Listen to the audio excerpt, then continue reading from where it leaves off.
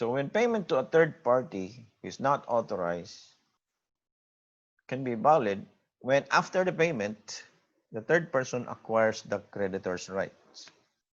So this time, uh, the one collecting the money is another person, not the creditor. No, so it's valid if after the payment, the collector or the third person who collected the money has acquired the rights of the creditor,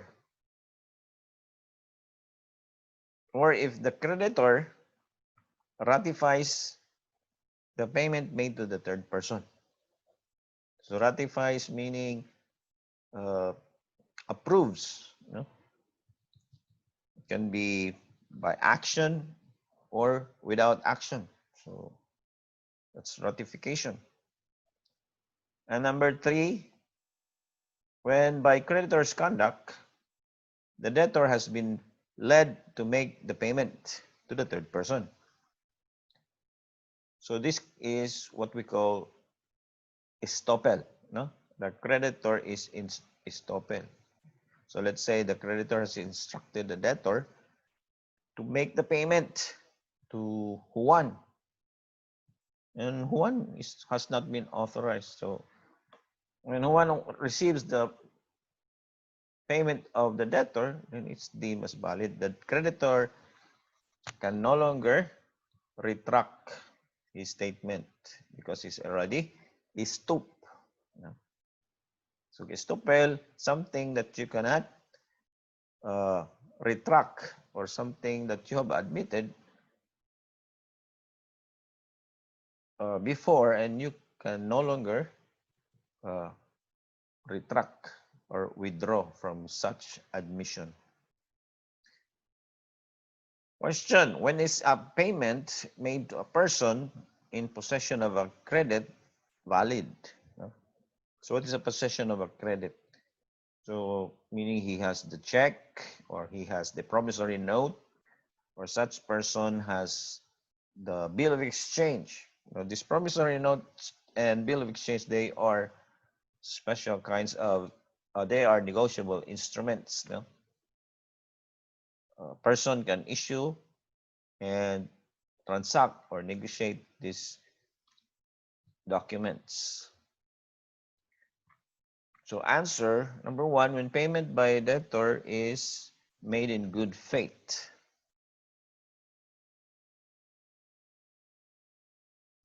When the creditor must be in possession of the credit and not merely the evidence of indebtedness.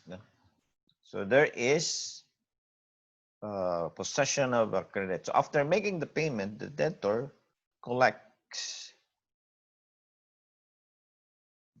the document, collects the bill of exchange or collects the promissory note, in order that the obligation will be extinguished. Okay, now we have already discussed to whom the payment should be made and by whom. So we will now go to the topic of place. So where should the place of payment be made? So number one, to the place agreed by the parties.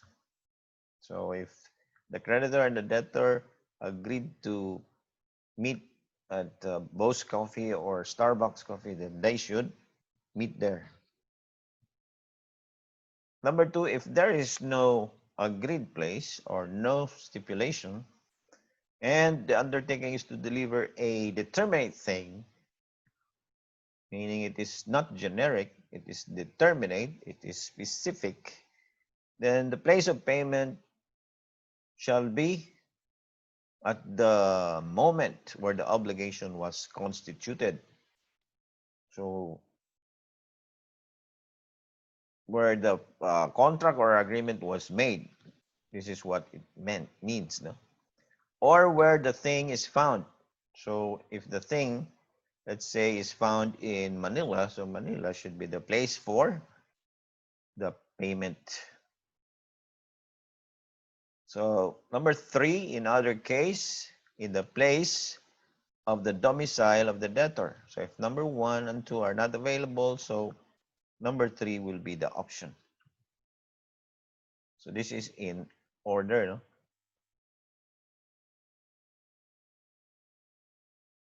So other principles of payment. We have application of payment. So what is this? So if there are several debts or numerous debts, and there is the same debtor with the same debtor and creditor, then the debtor makes a payment. So let's say there's debt number 1, obligation number 2, obligation number 3. There are 3 obligations. So to which account this payment should be applied, no? So number 1, it should be according to the choice of the debtor. So if debtor will choose account number 1, so ito ihapak ito. So account number 1 shall be the payment shall be applied to account number 1. Or number 2, to the creditor's choice with the debtor's consent. No? Or if neither party exercise their option, then the court will apply the payment to the most onerous obligation. So what is onerous? This is the one that is more burdensome to the debtor, meaning it carries interest or it carries higher interest than the other account. So payment should be applied to the onerous obligation. Let's say account number 1 has interest of 12% and account number 2 has only 1%. Number 3 has no interest. So the payment should be made or applied to account number 1 with higher interest because it is most onerous.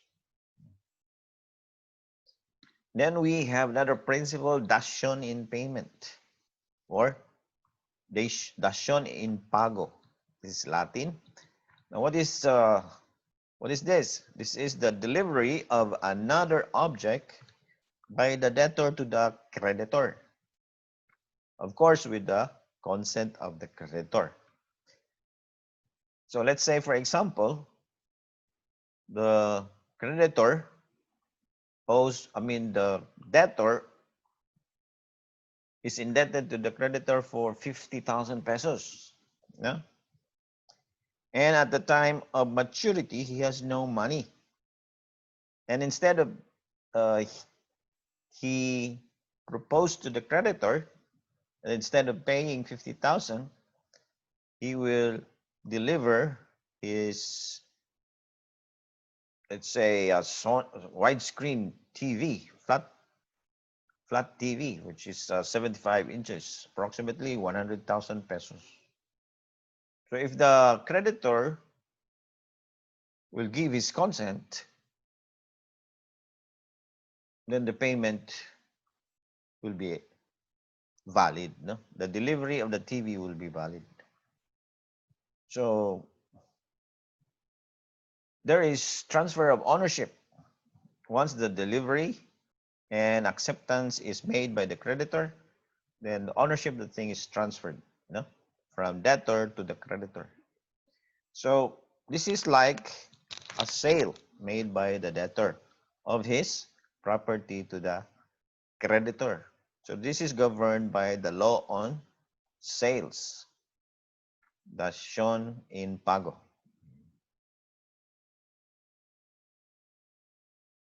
Third is cession.